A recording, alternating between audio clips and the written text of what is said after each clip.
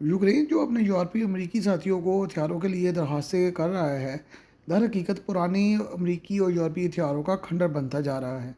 Ukraine की फ़ौज को रूस की तरफ से जिस शदीद तरीन सब दबाव का सामना इस वक्त है, वो उसका जवाब बिल्कुल नहीं दे पा रहे और उनको पास जवाब के लिए कोई चीज़ है ही नहीं, क्योंकि यूक्रेन के पास पुराना और नाकार जो है वो असला और हथियार मौजूद है, जो खुद उसके अपने पुराने हथियार हैं और फिर यूरोप और अमेरिका जो उसको हथियार फराहम कर रहे हैं, वो सारे अपने मुल्क की सर्विस से फ़ारग किए हुए हथियार हैं।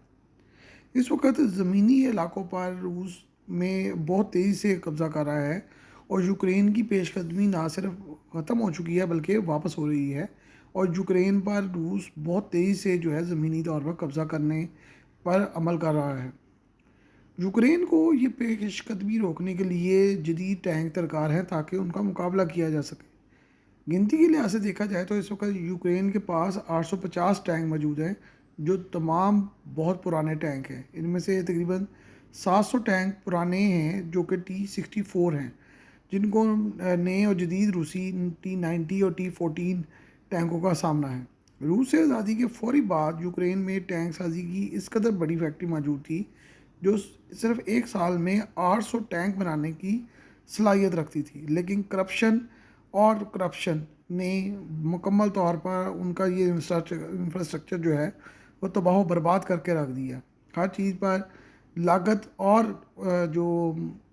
बचत के नाम पर फैक्ट्रियाँ बंद कर दी गईं और तमाम के तमाम जो चीज़ें हैं उनको सुकेड़ कर रख दिया गया, जिससे यूक्रेन को फ़ायदा नहीं मिला और तमाम यूनिट जो है वो ऐसा ऐसा बंद कर दिए गए या बेच दिए गए। T-64 और T-80 टैंकों की वसी फैक्ट्रियाँ चंद सालों में ही ख़त्म होकर रह गईं, जो कि करप्शन की नज़र हो गई। उनको बेच दिया गया, करप्शन कर दी गई, सामान चोरी हो गया और इस तरह के कई वाक़यात हुए। कई टैंक जो हैं उनकी सलाहियत को बेहतर बनाने की बजाय उनको स्टोर करके रख दिया गया। इन फैक्ट्रियों से सिर्फ पाकिस्तान आर्मी को चंद टैंक फराहम किए गए थे, वो भी बामुश्किल फराहम हुए, और उस वक्त यूक्रेन जो है वो T-80 UD टैंक बना रहा था और उनमें से चंद पाकिस्तान ने भी हासिल किए। पाकिस्तान ने यूक्रेन से 90 की दहाई में जो T-80 UD टैंक खरीदे थे, उसके बाद से वो फैक्ट्री भी बंद कर दी गई। सिर्फ T-64 की जो फैक्ट्री थी उसको ऑपरेशन रखा गया और ज़्यादातर T-72 और T-80 टैंक जो है स्टोर कर लिए गए या बेच दिए या जो है वो चोरी हो गए, करप्शन की नज़र हो गए।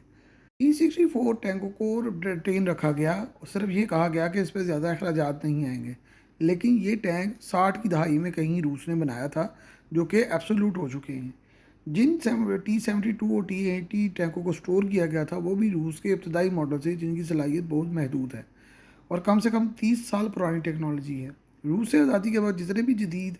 टैंक T-80 UD वगैरह मिले थे, वो सारे के सारे जो हैं वो फ़ारग हो गए। इस वक्त यूक्रेन को टैंकों की शदीद कमी का सामना है